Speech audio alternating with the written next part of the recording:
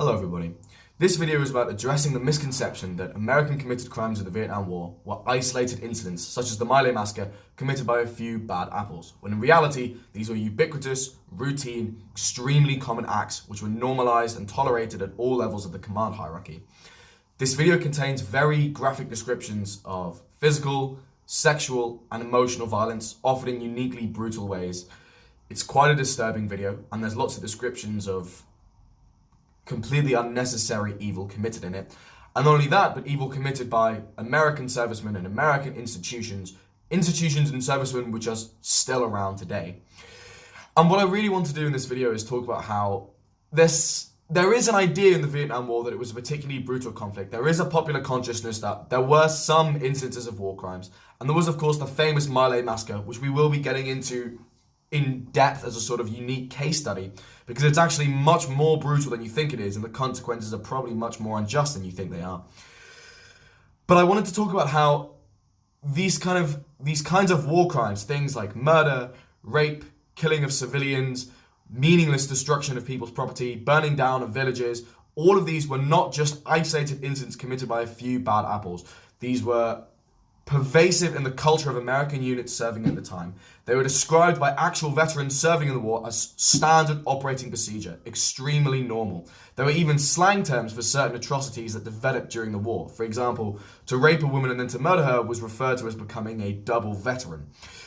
And a lot of the information about this was the veterans who talked about this, and actual Vietnam vets, 31 in total who gave interviews at this investigation, who talked about the complete routineness and commonality of war crimes being committed, and how not only was this sort of encouraged and facilitated and tolerated by all levels of the command hierarchy, but it was done independently on their own initiative by soldiers at the bottom of the command hierarchy. There was this bottom-up proliferation of war crimes throughout the war committed by US servicemen that occurred throughout the entire cross-section of the Army and the Marines. It wasn't just isolated incidents.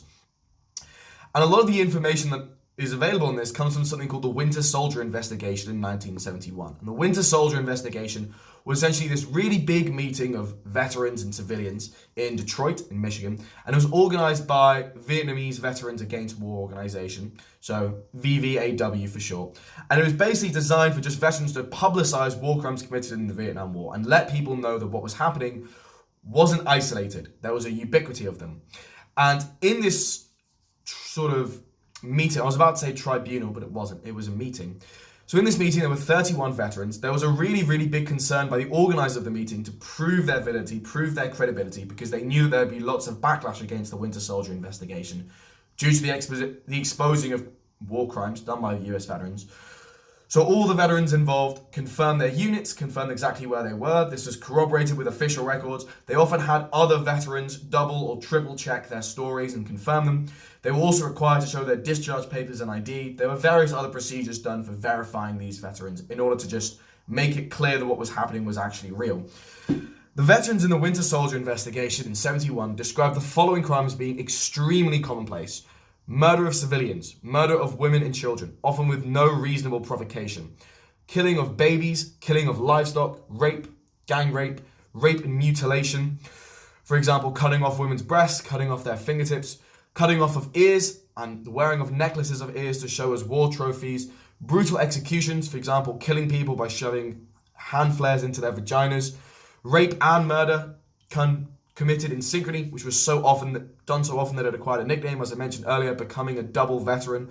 The deliberate kidnapping of women from villages in Vietnam to be raped and then subsequently killed. Systematic burning of villages, wherein units of soldiers would go from settlement to settlement and burn down the villages as standard operating procedure. Again, the emphasis on all of these acts is that they were not isolated acts of brutality. They were not mere examples seen by these veterans, but they're, in their words, standard operating procedure.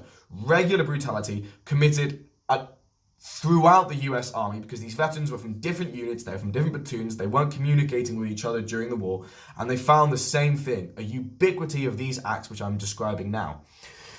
The burning down of villages, often with people in them, for example, villagers not being even rounded up to the center of the village or evacuated from homes and subsequently being burned alive. The killing of livestock and the burning of crops, the burning of fields, the burning of orchards. In an agrarian economy such as Vietnam, this was tantamount to slowly starving out the villagers there. The filling in of wells, the poisoning of water supplies, the consequent destruction of the economy meant that the destruction of the economy meant that huge numbers of women were forced to turn to prostitution in order to avoid starving to death, and therefore had to sell their bodies to the very US servicemen who had not only destroyed the economy and caused their prostitution in the first place, but who were actively engaged in committing war crimes against their fellow countrymen, perhaps even their relatives. Torture of prisoners occurring very often. For example, prisoners being crammed into tiny spaces where they couldn't stand up, being tortured with electrical generators. Firing of artillery on villages for fun in free fire zones. Free fire zones was a policy by the US military wherein large swathes of land were designated as free fire zones, where there was no distinction between civilians and VC, and all individuals there were seen as combatants.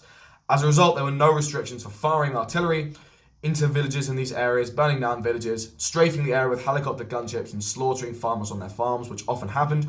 Often, in fact, so a very large use of free fire zones was seen in a US Army operation called Operation Speedy Express, which occurred from 1968 to 1969, and saw the murder of thousands of civilians. And in this, what would often happen is that helicopter gunships would strafe a farm until the farmers got frightened and ran away, and that would be used as a pretext to shoot the farmers. There were also tear gassing people for fun, was also reported. Chu Hoi passes were rejected and the holders shot. So Chu Hoi was a program sponsored by the US Army to try and get VC, so Viet Cong, or VC sympathizers to defect. These passes would be dropped from the air and they could be presented to US servicemen and their safety would be guaranteed. This didn't happen in practice, as was noted by veterans in the Winter Soldier investigation who chose to testify. Mass use of napalm, often against villages. Agent Orange was used by the US Army to destroy the terrain, destroy the jungle. That was the terrain of Vietnam. It was a very strong teratogen, which means that it caused birth defects. There are lots of pictures of people born as a result of the use of Agent Orange with really heartbreaking, I hesitate to say deformities because it seems pejorative, but if you look at the images of people born with the effects of Agent Orange, you'll see what I mean. It was a weed killer. About 4 million Vietnamese were affected because of Agent Orange and either died, suffered terrible symptoms, or gave birth to children who showed deformities. And also there were many instances of nurses being captured, tortured, raped, and then killed. One of the veterans in the Winter Soldier investigation, Scott Camel, described a litany of war crimes. For example, a bunch of GIs moving through a village, seeing a bunch of kids hanging by the gateway, and then silently leaving the truck convoy and shooting the kids. Instances of convoys running over prisoners and running over elderly people. He also described mass instances of raping women. Again, not as isolated incidents, but as standard operating procedure, as routine things practiced by US soldiers. He also reported that at one point he had a friend of his was killed. This naturally left him upset, as he said in his own words. He saw a Vietnamese person a little bit later, and he said something to the Vietnamese person. The Vietnamese person said, "I do not understand what you are saying." Scott Kelln described feeling angry and killing him with a knife.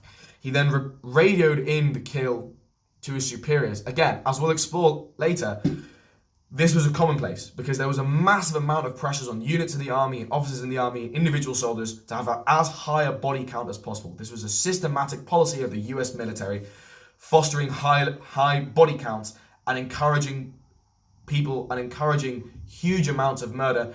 Often what would happen is that civilian body counts would be retroactively dubbed as VC. There were also, so these veterans of the Winter Soldier investigation also described that on several occasions, US servicemen would kill civilians or see massacred civilians. They would take assault rifles, they would cover them in mud, and they would bury them with those civilians in order to portray those civilians as combatants, when in reality they weren't.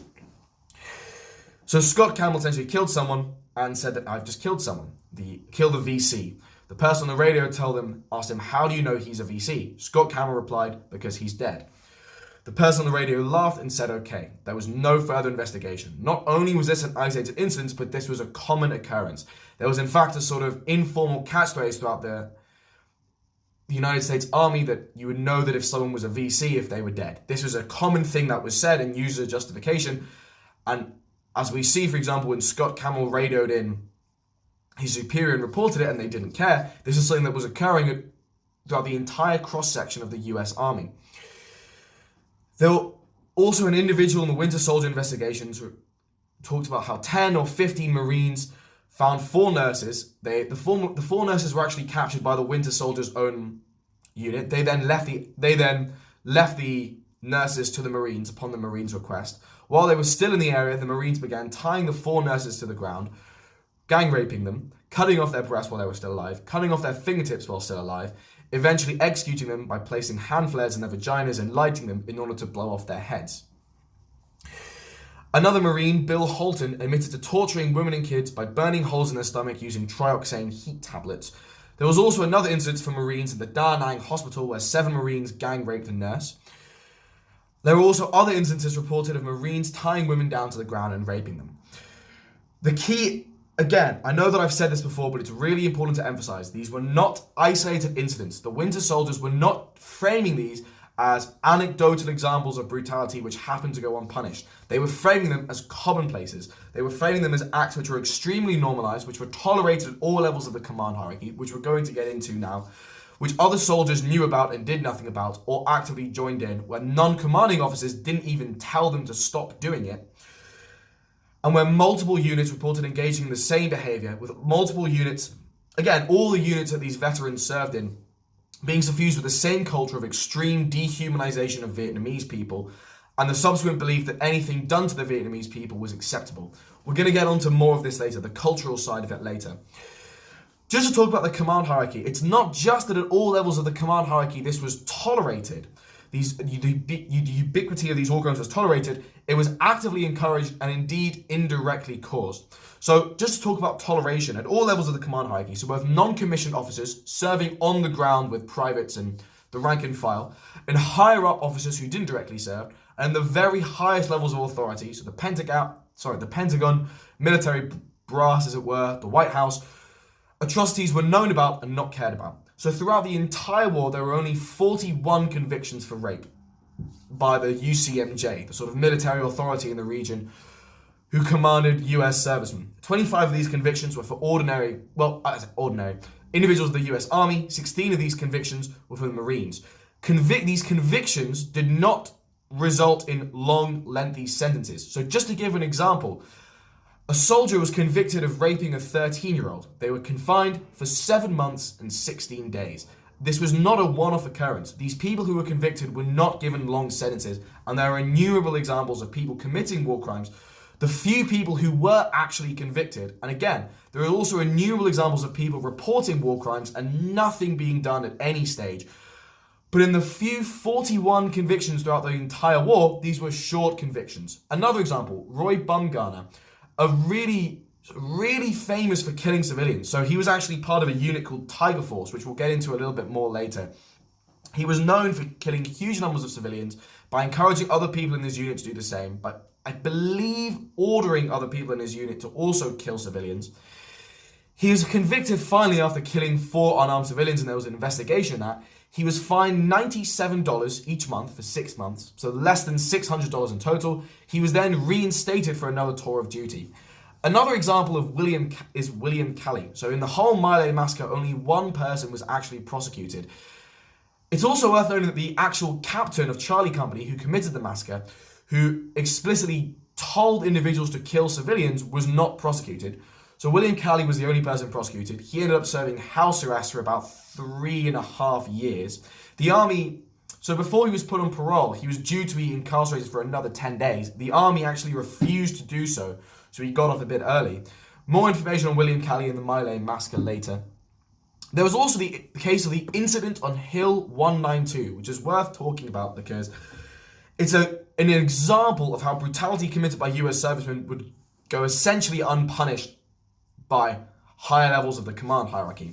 So in the incident on Hill 192 refers to the kidnapping, gang rape and murder of a Vietnamese woman who was 21, called Phan Thi Mao.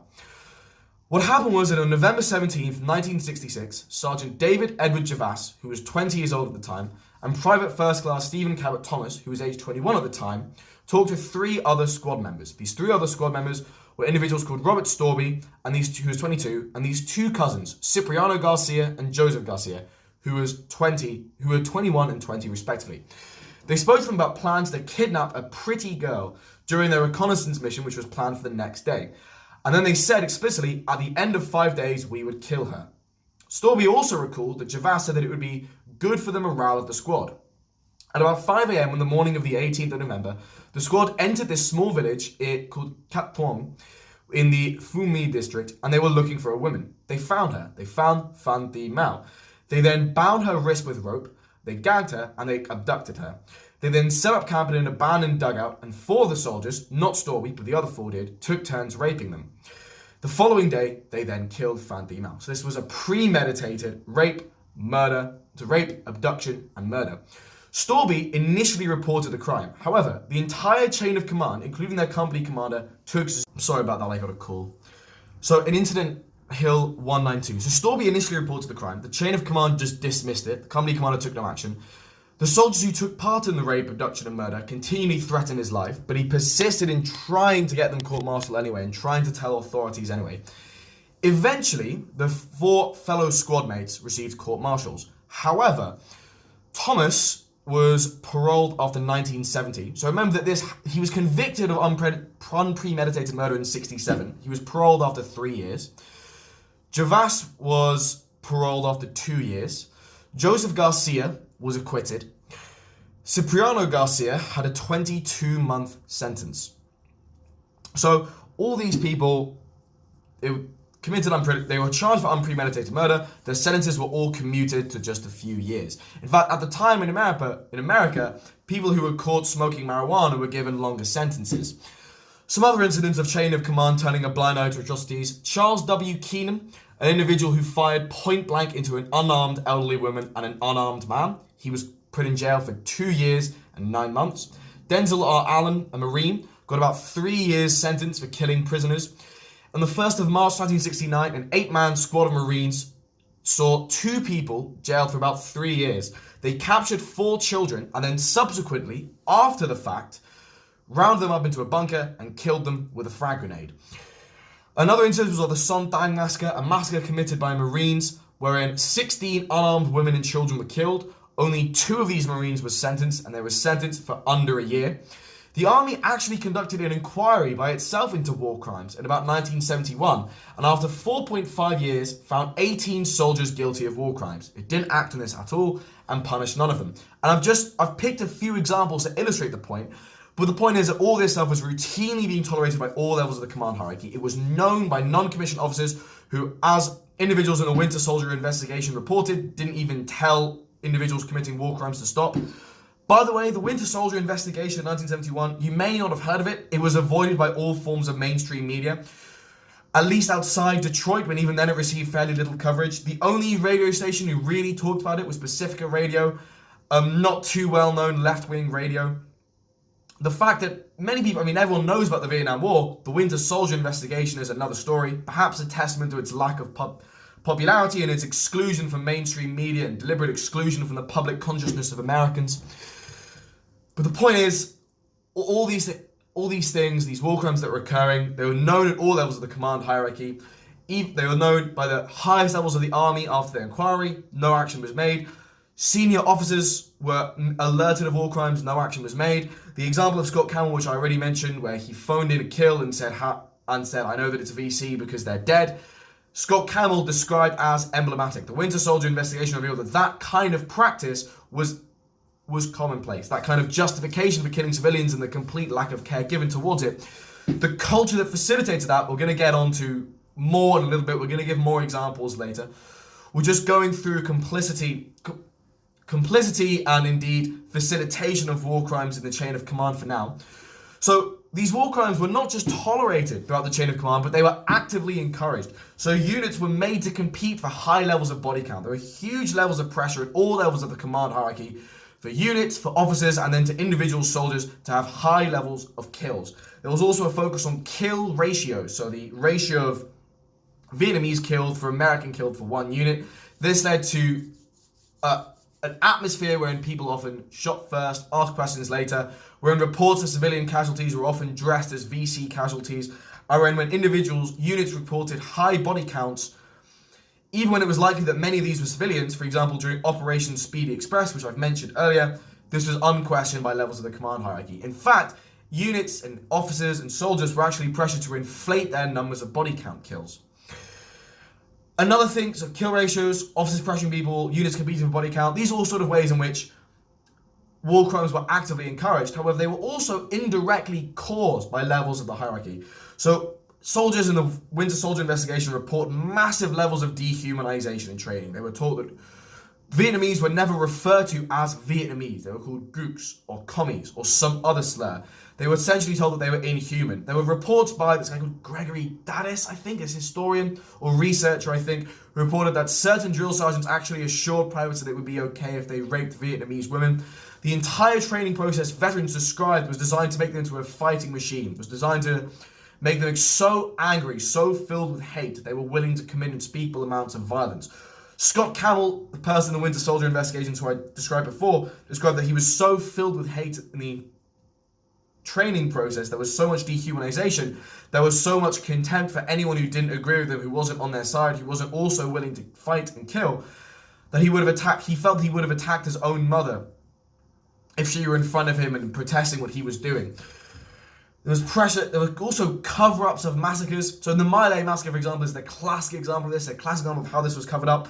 But in fact, an army sergeant in 1971 wrote that during Speedy Express, there was a My Lai occurring every month. So he wrote this to the Army Chief of Staff, Westmoreland, who at the time was Westmoreland. There was no investigation of this. Rather, massacres were reported to be covered up by all levels of the command hierarchy, wherein atrocities committed by soldiers were obscured from public attention as much as possible, and wherein punishment of these war crimes, because they would bring these war crimes to public attention, were also avoided, as we can see with the innumerable examples that I've given, which again were emblematic of standard operating practice. In My Lai, actually, the people tried to reveal the story, were threatened for it. Another thing, in the My Lai massacre itself, so privates and officers were threatened, privates and rank and file were threatened by their officers to fire on women and children. A few individuals reported doing so out of result for fear of their lives. So, for example, when you look at the participants, when you look at the sort of people that actually took place in the My Lai massacre, so a private first class called Paul D. Meadlow, who was a rifleman, said he was afraid of being shot if he didn't participate.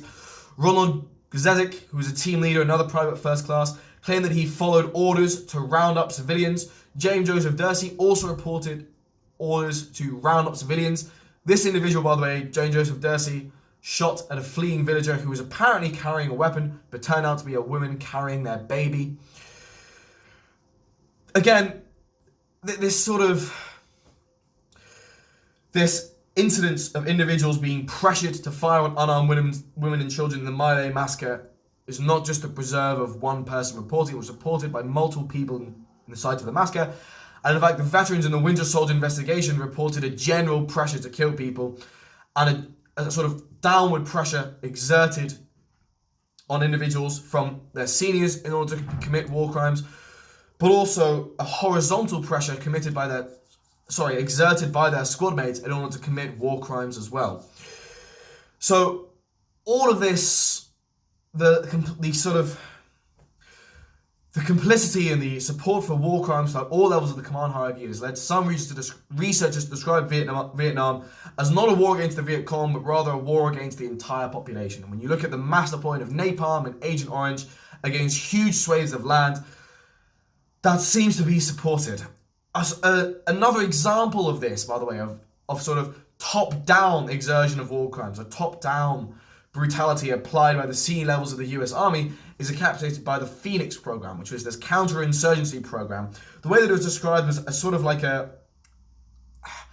metaphor given by someone in the Phoenix program was that the US Army was like a shotgun blast to the Viet Cong, whereas the Phoenix program was like a rifle shot. It was targeted against individuals who were suspected of collaborating with the VC.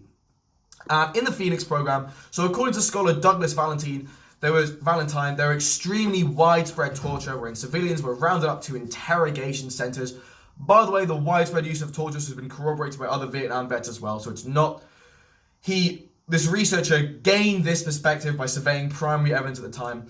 Douglas Valentine described method of torture as being as followed: rape, gang rape, rape using eels, snakes, or hard objects, rape followed by murder, electrical shock rendered by attaching wires to the genitals or other sensitive parts of the body, for example, the tongue, waterboarding, tying in prisoners' arms behind their back and having their rope looped over a hook in the ceiling, so suspending the prisoner in midair. This is actually referred to as the airplane.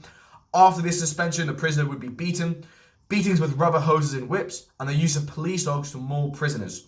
A military intelligence officer called K. Barton Osborne reports that he witnessed the use of the insertion of a 6-inch dowel, which is this sort of cylindrical shape made of wood or plastic or metal, into the canal of a detainee's ears and the tapping through the brain until the detainee was dead.